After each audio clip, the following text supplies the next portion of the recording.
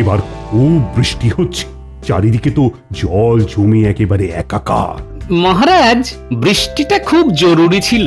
যা গরম পড়েছিল, আমরা তো গরমের জ্বালায় হাঁসফাঁস করছি। তা মন্ত্রী, তুমি কিছু বলছো না যে? কি হলো? সবই তাঁর ইচ্ছে মহারাজ। তিনি রাখলে রাখবেন, তিনি চলে যেতে বললে চলে যেতে হবে। বাবা, তুমি তো দেখছি দার্শনিক হয়ে উঠলে গো। তা বৃষ্টি কি তোমার মন ভিজিয়ে দিয়েছে নাকি? সবই তিনি করছেন, আমি কে? এইবার পেয়েছি, একটা মোক্ষম ওষুধ দেব। মন্ত্রী মশাই, আপনি বাড়ি ফিরে দেখলেন আপনার বাড়িতে আগুন লেগে গেছে, তখনই কি আপনি এরকম উদাস মুখে বলবেন সবই তার ইচ্ছে? তোমার মুখে কি একটু ভালো কথা নেই? হ্যাঁ, যেমন বিটকেল দেখতে তেমন বিটকেল মুখের ভাষা। সবই তার ইচ্ছে। তিনি আমাকে যেমন করেছেন তেমনই তো হব। যেমন তিনি আপনাকে হাঁটুর নিচে বুদ্ধি দিয়েছেন, কিন্তু কুবুদ্ধিগুলো সব মাথায় থরে থরে সাজিয়ে দিয়েছেন। গোপাল, ভালো হচ্ছে না কিন্তু। আমার বুদ্ধি নেই? তুমি কি বলতে চাইছো? না, বুদ্ধি শুদ্ধি আপনার একদম নেই। মগজ শুধু কুবুদ্ধিতে ঠাসা। সবই তার ইচ্ছে। মহারাজ, আপনি গোপালকে ভীষণ তোল্লাই দিচ্ছেন। গোপাল আমাকে বুদ্ধিহীন বললো। মহারাজ, মন্ত্রী মশাইয়ের কথা মতো সবই তো তার ইচ্ছে। তিনিই আমাকে দিয়ে বলাচ্ছেন, তাই আমি বলছি সবই তো তার ইচ্ছে। মহারাজ, আমি কিন্তু বুদ্ধি একদম নেই বলিনি। কুবুদ্ধিটা 16 আনার জায়গায় 18 আনা আছে মহারাজ। খালি আমাকে কিভাবে জব্দ করা যায়, আমার কিভাবে ক্ষতি করা যায়, সেটাই ভাবেন রাত্রি দিন। ওই সবই তিনিই করান, তার ইচ্ছেতেই সব ঘটে। উনি তো নিমিত্ত মাত্র মহারাজ। কি টিকুটাকে কিছুতেই জব্দ করতে পারছি না। মন্ত্রী মশাই চুপ করে যেটা ভাবছেন সেটা আন্দাজ করতে পারি। তাই নাকি? এই বিদ্যাটা আবার কবে শিখলে গোপাল? সবই তার ইচ্ছে মন্ত্রী মশাই। এটা আপনার ভাবনার উত্তর। মানে? আপনি মনে মনে যেটা ভাবছিলেন সেটা হলো, এই গোপালটাকে আমি কিছুতেই জব্দ করতে পারি না। কি তাই তো? সবই তার ইচ্ছে।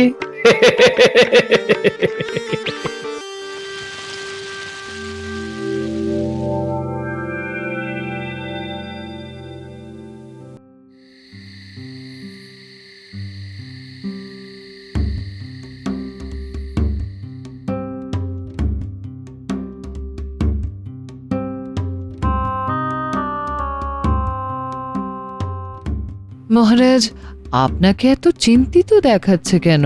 মন্ত্রী আর গোপালের সম্পর্কটা খুবই খারাপ থেকে খারাপের দিকে যাচ্ছে। গোপালের যে সবসময় দোষ আছে তা কিন্তু নয় রানী। একদম ঠিক কথা বলেছেন মহারাজ।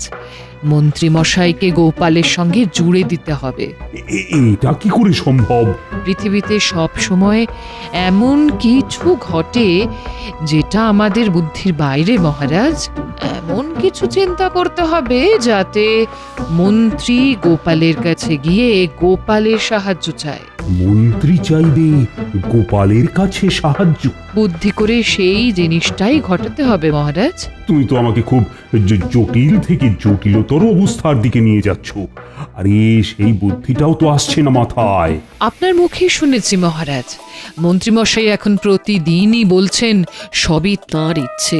হ্যাঁ হ্যাঁ, এই নিয়ে বিস্তর লজ্জাজনক পরিস্থিতিও হয়েছে। হিন্দু মন্ত্রী তাও বলে চলেছে সবই তাঁর ইচ্ছে। বেশ তো, এই সবই তাঁর ইচ্ছে এই শব্দতেই ঘায়েল করুন মন্ত্রীকে। কিভাবে? আপনি ঈশ্বর সম্পর্কে 3টে প্রশ্ন করুন মন্ত্রীকে এবং বলুন এই 3টে প্রশ্নের উত্তর দিতে না পারলে মন্ত্রিত্ব থেকে তাকে ইস্তফা দিতে হবে। দেখবেন মন্ত্রী তখন গোপালেরই শরণাপন্ন হবেন, কারণ এই প্রশ্নের উত্তর গোপাল ছাড়া কেউ দিতে পারবে না মহারাজ। তোমার এতটা বিশ্বাস রানী? গোপালের প্রতি আমার অগাধ বিশ্বাস মহারাজ। আর আপনি দেখবেন মন্ত্রী এই প্রশ্নতেই কাবু হয়ে গোপালের কাছেই যাবে। তা প্রশ্নগুলো কি রানী?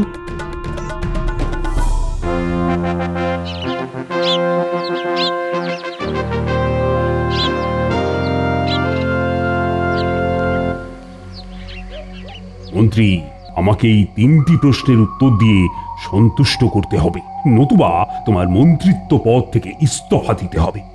প্রথম প্রশ্ন, ঈশ্বর কোথায় থাকেন? দ্বিতীয় প্রশ্ন, তার দৃষ্টি কোন দিকে এবং তিনি কি করতে পারেন? এটা আমার তৃতীয় প্রশ্ন। যুক্তি সহযোগে আমাকে উত্তর দিয়ে সন্তুষ্ট করতে না পারলে মন্ত্রিত্ব পদ তোমার গেল। বলতে পারো এটা তাঁর ইচ্ছে নয়, এটা আমার ইচ্ছে। মহারাজ, এ কি পরীক্ষায় ফেললেন আপনি? বাহ, তুমি মন্ত্রী হবে, তোমার বেতন বাড়বে, তা সেটা পেতে গেলে যে বুদ্ধি খরচ করতে হয় মন্ত্রী। হ্যাঁ, বুদ্ধি খরচ করে যুক্তি সহকারে আমাকে উত্তর দিয়ে খুশি করো। আর যতদিন তুমি আমাকে এর উত্তর না দিতে পারো ততদিন আমি তোমার মুখদর্শনই করব না।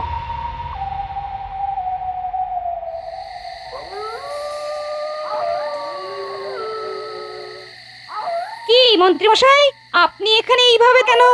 আর কেন, শুনলেন তো? প্রশ্নের উত্তরগুলো দিয়ে দিন তো, আমি মহারাজকে গিয়ে বলে আসি। হ্যাঁ, আপনার প্রশ্নগুলো যেন কি ছিল? ঈশ্বর কোথায় থাকেন, তার দৃষ্টি কোন দিকে, আর তিনি কি করতে পারেন? বুঝলেন মন্ত্রীমশাই, এই প্রশ্নগুলো খুব সাধারণ প্রশ্ন নয়। এই প্রশ্নগুলোর উত্তর আমার জানা নেই। সে কি, আমি তো আপনার ভরসাতেই ছিলাম। প্রশ্নগুলো সোজা, উত্তর আমার জানা। হ্যাঁ, তাহলে বলে ফেলো। প্রথম প্রশ্ন, ঈশ্বর কোথায় থাকেন, তাই তো? উত্তর খুব সহজ, মন্দিরে থাকেন। পণ্ডিত মশাই, তুমি পুজো করো আর তুমি জানো না? হ্যাঁ, প্রমাণ? ঈশ্বর যে মন্দিরে আছে তার প্রমাণ কোথায়? এ বাবা, এটা আবার একটা কথার কথা হলো? আরে বাবা, মূর্তিটাই তো ঈশ্বর। আর দ্বিতীয় প্রশ্ন কি, তার দৃষ্টি কোন দিকে? যে মন্দিরে তিনি দাঁড়িয়ে আছেন তার সামনের দিকে দৃষ্টি, পূর্ব মুখে মন্দির হলে পশ্চিমে তার দৃষ্টি। আর শেষ প্রশ্ন, তিনি কি করতে পারেন? এই যে তিনি মানুষ সৃষ্টি করেছেন। হ্যাঁ, তার মানে তিনি মানুষ সৃষ্টি করতে পারেন। এইগুলোর আবার প্রমাণ লাগে নাকি? যান গিয়ে বলে আসুন, যান। বাবা, খুব বাঁচিয়েছো সেনাপতি। যেটা পণ্ডিতের বলার কথা ছিল সেটা তুমিই বলে দিলে। যাই, আমি মহারাজকে চট করে উত্তরগুলো দিয়ে আসি। সেনাপতি, তোমার উত্তরগুলো ভুল। তোমার বোঝা উচিত ছিল যে মহারাজ অত সহজ প্রশ্ন করবেন না। তোমার কথা শুনে মঞ্চে বসেই ছুটলেন। কি হবে সেটা আমি দিব্য দৃষ্টিতে দেখতে পাচ্ছি। বলো কি মন্ত্রী, হ্যাঁ, তুমি এর মধ্যে সমস্ত প্রশ্নের উত্তর পেয়ে গেলে? পথে হাঁটতে হাঁটতে আপনার প্রশ্নের উত্তরগুলো আমার মাথায় চলে এলো। এক এক করে বলি। বলো বলো শুনি। রানী, তুমিও শোনো। আপনার প্রথম প্রশ্ন ছিল ঈশ্বর কোথায় থাকেন। উত্তর হলো মন্দিরে। এর প্রমাণ হলো মন্দিরে গেলেই দেখতে পাবেন ঈশ্বরের মূর্তি। তাই নাকি? এবার দ্বিতীয় প্রশ্নের উত্তর। দ্বিতীয় প্রশ্ন ছিল তার দৃষ্টি কোন দিকে। উত্তর খুব সোজা, মূর্তি যেদিকে দাঁড়িয়ে আছেন তার সামনের দিকেই দৃষ্টি। আর শেষ হলো রানীমা হাসছেন, তার মানে আমার প্রশ্নের উত্তরগুলো ঠিকই হচ্ছে। আর শেষ প্রশ্ন ছিল মহারাজ, তিনি কি করতে পারেন। উত্তর আপনাদের সামনে। আমি মানুষ, আপনি মানুষ, রানীমা মানুষ। তিনি মানুষ সৃষ্টি করেন। এই, তুমি কি আমার সঙ্গে ছেলে খেলা করতে এসেছো মন্ত্রী? আমি এই উত্তর শুনবো না বলে তোমাকে প্রশ্ন করেছিলাম। শেষবারের মতো বলে দিচ্ছি, সঠিক উত্তর আমাকে 4 দিনের মধ্যে দেবে। তোমাকে আর একটা সুযোগ দিলাম। যাও যাও, এখন ঘরে গিয়ে ভালো করে চিন্তা করে উত্তরগুলো কি হবে সেটা ভাবো। হ্যাঁ, উত্তরগুলো যতটা সহজ ভাবছো ততটা সহজ কিন্তু নয়। যাও যাও যাও, ঘরে যাও।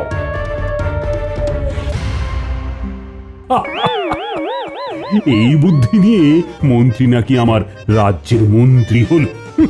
আপনাকেও বলি হরি মহারাজ, এই মন্ত্রী নিয়ে আপনি আপনার কাজ চালাচ্ছেন, আপনার ক্ষমতা আছে। না না, আমার তো গোপাল আছে।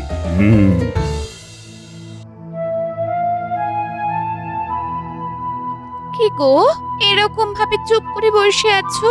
কি ভাবছো? মহারাজ, আমার মন্ত্রিত্বের পরীক্ষা নিচ্ছে গিন্নি।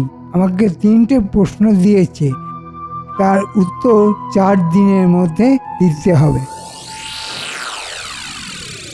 কি বলো কি?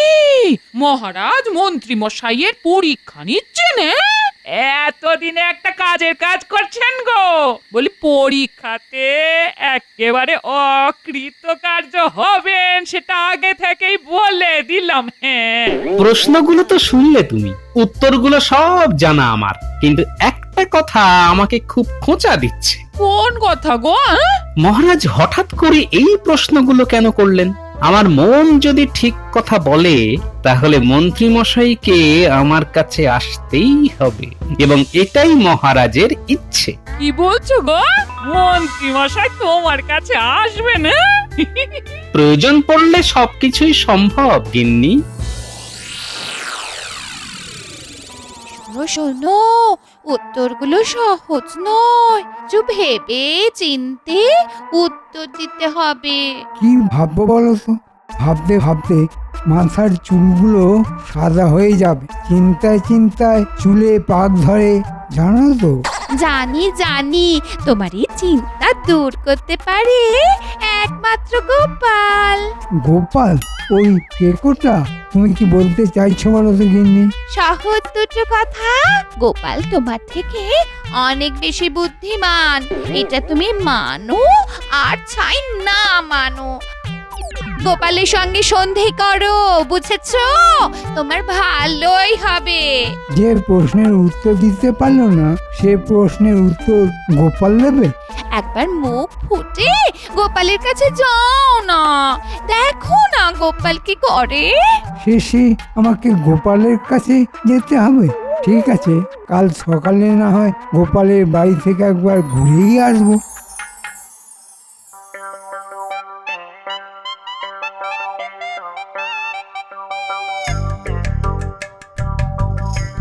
গোপাল, গোপাল, গোপাল বাড়ি আছো? মন্ত্রী মশাইয়ের গলা সাত সকালে। কি হলো বলো তো? কি আর করা যাবে, এখন মন্ত্রী মশাইয়ের মাথায় কুকুর পাগল অবস্থা।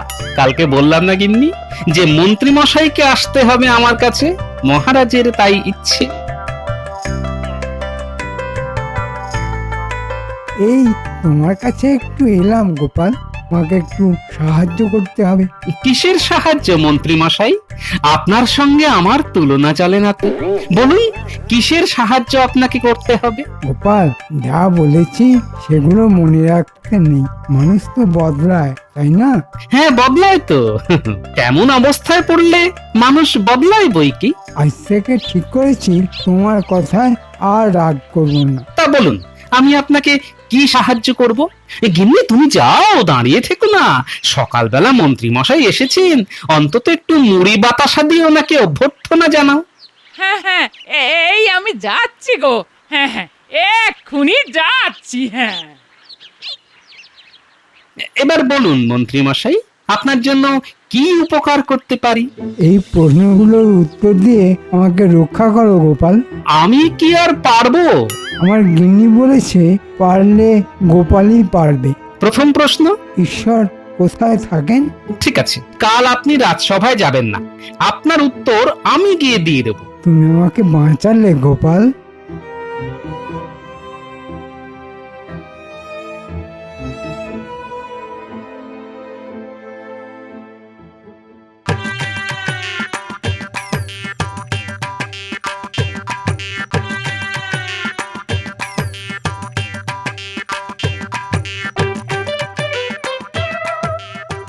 মহারাজের জয় হোক। মহারাজ, মন্ত্রী মশাইয়ের উত্তরটা দিতে আমি এলাম। তার মানে টোটকায় কাজ হয়েছে। ঠিক আছে ঠিক আছে, তুমি বলো তো, বলো। উত্তরটা খুব সোজা, তাই মন্ত্রীর বদলে আমি দিতে এলাম। মহারাজ, এই প্রশ্নের উত্তর শুনতে হলে যে উত্তর দেবে সে হলো গুরু, তাই সে উচ্চাসনে বসে প্রশ্নের উত্তর দেবে, আর মহারাজকে বাধ্য ছাত্রের মতো নিচে বসে উত্তর শুনতে হবে। এসো এসো, তুমি আমার আসনে বসো। ধন্যবাদ মহারাজ। এবার বলো তো। মহারাজ, আপনার প্রশ্নটা যেহেতু আধ্যাত্মিক, তাই উত্তরটাও দিতে হবে আধ্যাত্মিক ভাবে। এক পাত্র দুধ আনতে বলুন না মহারাজ। প্রহরী, এক পাত্র দুধ নিয়ে এসো। গোপাল ঠিক জায়গাটা ধরেছে, গোপালের সাহস আছে। এই নিন মহারাজ, দুধ ভর্তি পাত্র। মহারাজ, মাখনের উৎপত্তি কোথা থেকে? দুধ থেকে? মহারাজ, আপনি এই দুধ থেকে মাখন বার করে দেখান। সে কি গোপাল, মাখন বার করা কি সহজ কাজ? দুধ মন্থন করে তো মাখন বার করতে হয়। নির্জনে বসে একাগ্র চিত্তে মন্থন করতে হয়। একদম সঠিক কথা বলেছেন মহারাজ। যেরকম ভাবে মন্থন করে মাখন বার করতে হয়, ঠিক সেই রকম ভাবে একাগ্র চিত্তে ঈশ্বরকে স্মরণ মনন করলে ঈশ্বর আপনা আপনি আসেন। ঈশ্বর মন্দিরে থাকেন না, মানুষের মনেই তিনি থাকেন।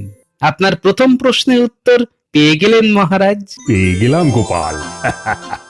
ধন্য ধন্য তুমি। না মহারাজ, ধন্য আমি না, ধন্য মন্ত্রী মশাই। এ আমি জানি এটা কার বুদ্ধি গোপাল। আমি চাই মন্ত্রী তোমার সাথে মিলে যাক। এবার দ্বিতীয় প্রশ্নের উত্তর, মানে ঈশ্বরের দৃষ্টি কোন দিকে? এই প্রশ্নের উত্তর দেবার আগে ঘরের দরজা জানলা সব বন্ধ করে দিতে হবে। ঘর অন্ধকার না হলে এই প্রশ্নের উত্তর তো দিতে পারবো না মহারাজ। প্রহরী, ঘরের দরজা জানলা সব বন্ধ করে দাও।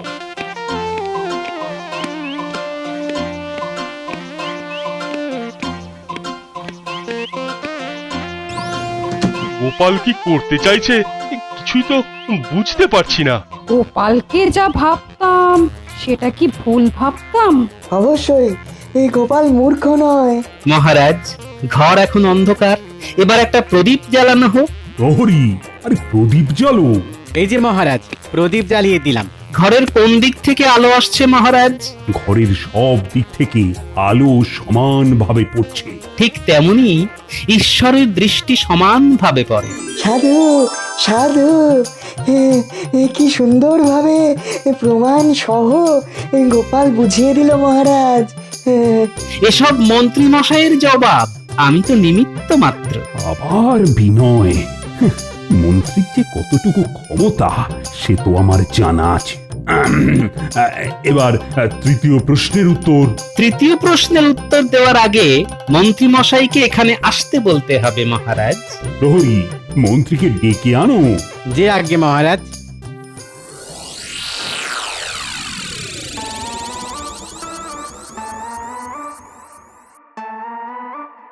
কি গো, তুমি এত ছটফট করছো কেন?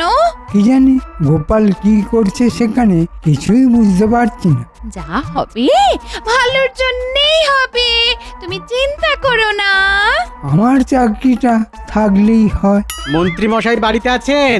মন্ত্রী মশাই, মহারাজের জরুরি তলব আছে।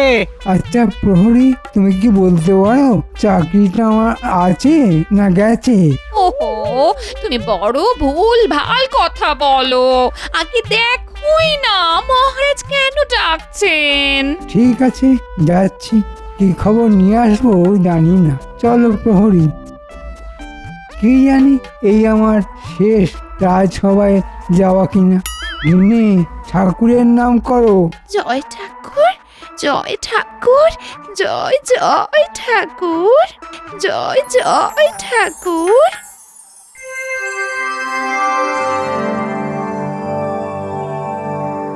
তা মন্ত্রী এখানে এসে কি করবে? এইবারের ঘটনাটা তো মন্ত্রীকে নিয়েই হবে মহারাজ।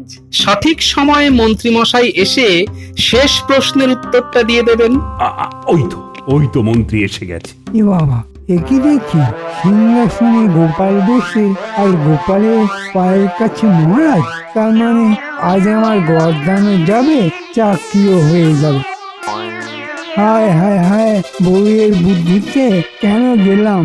গোপাল যে একটা ভাঁড় সেটা তো আমি জানতাম। আমার মাথা ঘুরছে, পা পা টলমল করছে, জিভটা কেমন শুকিয়ে আসছে। আমি আমি তোমার চোখে অন্ধকার দেখছি। আসুন মন্ত্রী মশাই। হ্যাঁ, কোথায় আসবো? তুমি তো আমাকে মাঠে বসিয়ে দিলে। আমার মাথা ঘুরছে, পা টলমল করছে। কি করলে গোপাল? তুমি আমার এভাবে বদলা নিলে? হায় হায় হায় হায়। এ কি মন্ত্রী মশাই যে মেঝেতেই বসে পড়লেন। এটাই হলো মহারাজের তৃতীয় প্রশ্ন। তিনি কি করতে পারেন? ঘাবড়াবেন না মন্ত্রী মশাই, আপনার কোনো দোষ নেই। আসলে এটাই বোঝাতে চেয়েছি ঈশ্বর কি না করতে পারেন। মহারাজকে মাটিতে, আর গোপাল যে মহারাজের সভার বেতনভুক কর্মচারী, সে মহারাজের সিংহাসনে, আর দেশের মন্ত্রী মাটিতে গড়াগড়ি খাচ্ছেন। আশা করি প্রমাণ করতে পেরেছি তিনটে প্রশ্নের উত্তর সঠিকভাবে দিয়ে। অসাধারণ গোপাল, তুমি অসাধারণ। তোমার জন্যই মন্ত্রীর চাকরিটা বাঁচল। মন্ত্রী, এবার থেকে গোপালের সঙ্গে সদ্ভাব রেখে চলবে, এটাই আমার এবং রানীমার ইচ্ছে। আজ আমি গোপালের জয়ধ্বনি দেব। জয় গোপালের জয়, জয় গোপালের জয়। সাধু সাধু।